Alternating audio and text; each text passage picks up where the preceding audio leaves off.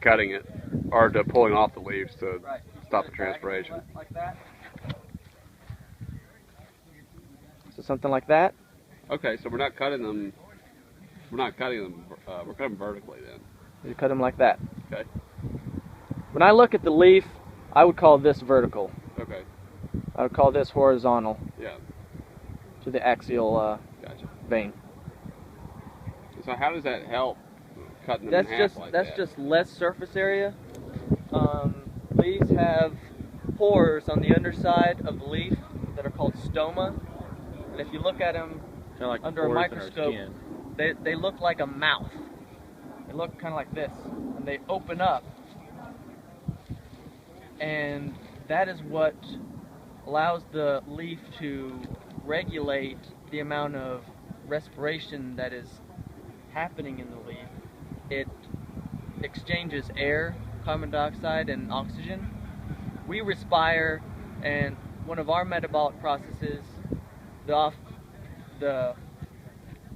end product is CO2. And so we are getting rid of CO2. That's mostly what we're doing when we're respiring, is getting rid of CO2.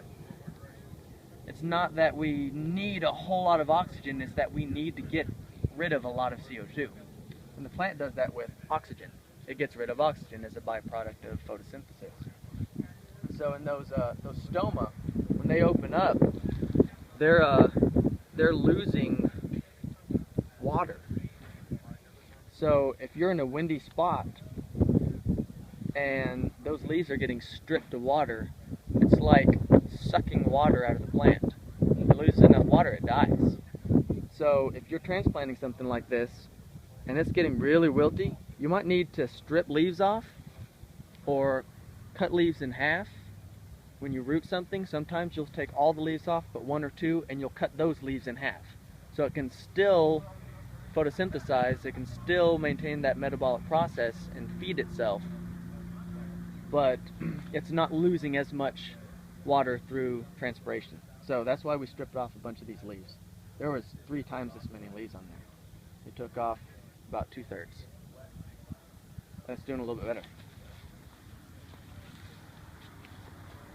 And so why did you choose to put the blackberries? I think I already know the answer to this, but the blackberries and juvens here, is that because it was more of an open area? It was more of an open area. It was sunnier, and Jack wanted a barrier right here, both for wind cutting across through here. He wanted to break up the wind coming through here. As you can feel, it's kind of coming through here. We wanted to direct it that way and make it hump over this space. And the dogs cut through here a lot, so he wanted a really thick hedge to make the dogs go somewhere else. They didn't want the dogs running up and over this. So we get a lot of nutrient drop over here as opposed to dumping it into the driveway, which you don't need it. Right. Is this on contour? Or this is on contour. Which just means level, right? Right. I mean, essentially that means level on the landscape. Yesterday I planted the pawpaw down on the far end, probably this much above the ground, that much root on the bottom of it. I felt like I really got gypped. Yeah, some of those. So are we going to trim down the top to match the root, or do you figure it's... It depends on what the top looks like. Oh, another permaculture answer? Yeah. It depends? Well, everything is conditional. That's like, how fast do I drive? Well, it depends. Are you in a school zone? Are there little kids on the street? Or are you on a 4-lane highway? So if there's a ton of branches on that tree... No, it goes up and it's just one long stem and it splits. If it's one whip with just 1 or 2 branches, just leave it. There's probably enough in that root crown base of that tree, energy-wise, to put out a lot of feeder roots. Okay. So it'll probably be all right.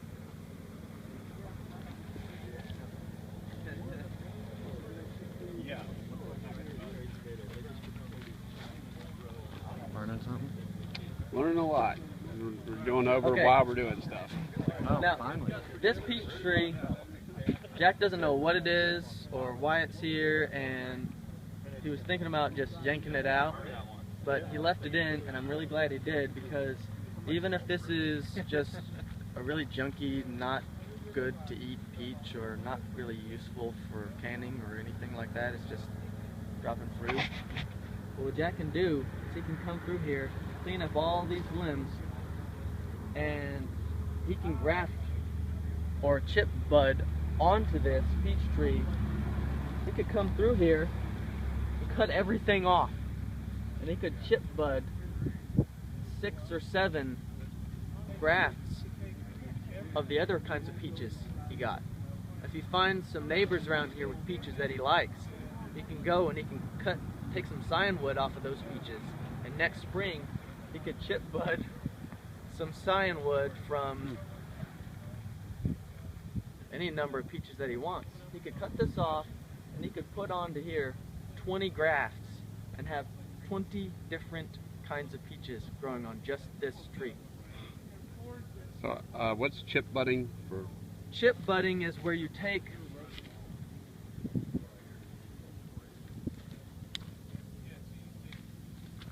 would take a bud kind of like this or this,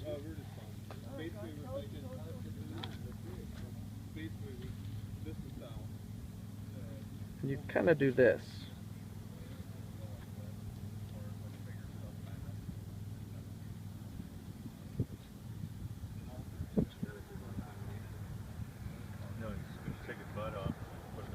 You never touch it like I'm doing. So that's a really small example. But if you took this off of your good productive tree, and let's say this is your wild peach that doesn't really make good peaches, that you don't really like to eat, and you cut this to match this, and you slide this on here. You wouldn't do it with something this small. It'd be a little bit bigger than this. Slide that on there. Usually about the diameter of a pencil, Right. right? And then you take your grafting tape and wrap it around. And with the chip budding, I'd use something like 3M's parafilm. Thank you, parafilm. This parafilm is a waxy tape, and you can wrap it right over that bud. And when that bud starts to heal, that cambium layer needs to be matched up like that. And if the cambium is matched up, the tree will heal.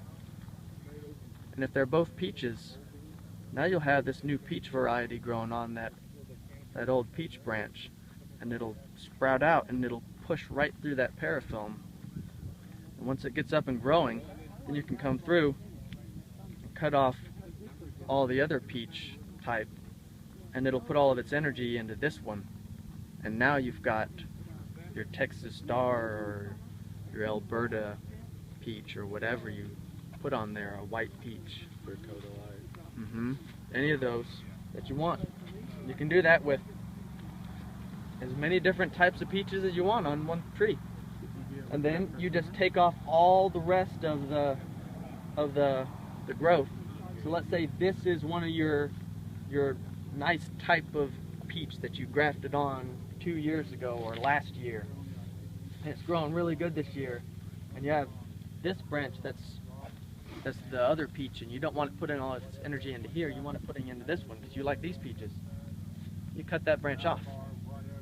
You might sucker out some new growth, and next year you can graft onto those new branches and keep everything else trimmed off, and it might put out some new branches down here. It's saying, hey, you're cutting all the top off of me.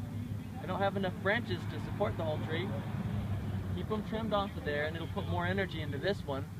It'll grow and grow, and now you've got your Alberta growing. So that's how you make a multiple grafted tree. So you can take, let's say you walk around your property and you find one wild peach that just started growing there because someone was driving past on the highway and pitched a peach pit out in your yard, and a peach tree started growing, and it makes little bitty peaches that aren't very tasty.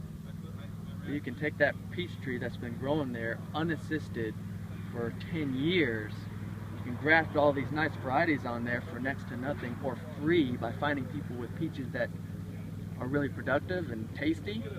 You can graft them on there, and now you've got 20 peach trees on one.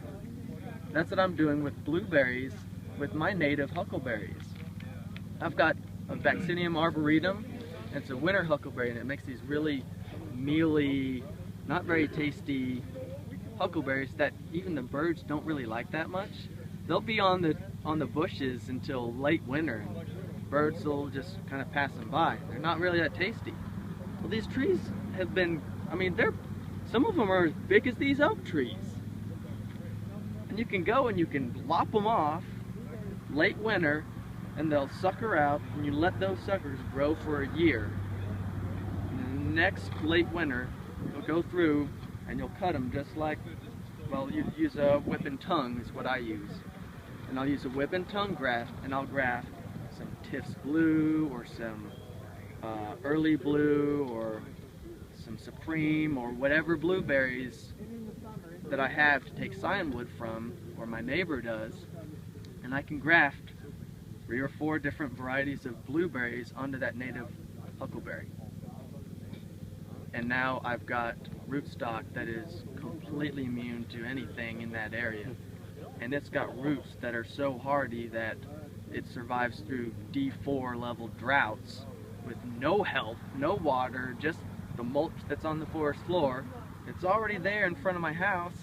Now I've got blueberries growing.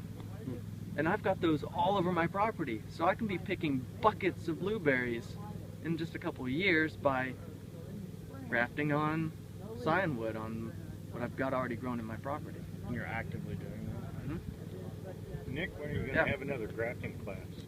Next spring. When it's grafting time. Check in at permacultureclassroom.com. Yeah, we'll have another one next, will be late winter for us. March. It'll be March next time we have a grafting winter class. for most of the rest of the country. Yeah. Which is good, because then you can come to this class, and if you live anywhere further north of me, you'll have a couple weeks that you can practice with whatever types of trees that are in your backyard. Like people in the south, I'll tell them, try practicing on some sweet gum. Everybody's got sweet gum. It's easy to graft, and you don't care if you're cutting off stuff and killing branches on your sweet gum saplings. That's a great thing to do, is practice with what you've got in your backyard that you don't really care about killing. When's the ideal time of year to be doing grafting? You want to graft before the sap starts running. So as trees are breaking dormancy like this, not the best time to graft. Right. If you're doing chip budding, I believe chip budding is normally done later in the year, but if you're doing like a whip and tongue graft, you don't want to be cutting that rootstock when it's got sap running, because it'll bleed to death. It can actually bleed to death. You just pump all that wood, all that water right out through that the sap wood, and it'll just run all out on the ground. And so then, like before it sets leaves or anything like yes. that? That's a good time? No, before it sets leaves. That's kind of like a deadline. Once it sets leaves, yeah, once it's set leaves, it's really getting too late, and you're risking injuring your rootstock, right. And you have a greater chance of that the scion wood just not taking, because it's just too hot and there's too much evaporation. Okay. How long, we have a peach tree that was probably about as big as this one, and then a couple horses got into it the first year that it was setting fruit and broke it over, and so we ended up cutting it off probably about there, and it's been sitting there just like a big tall stump ever since. How long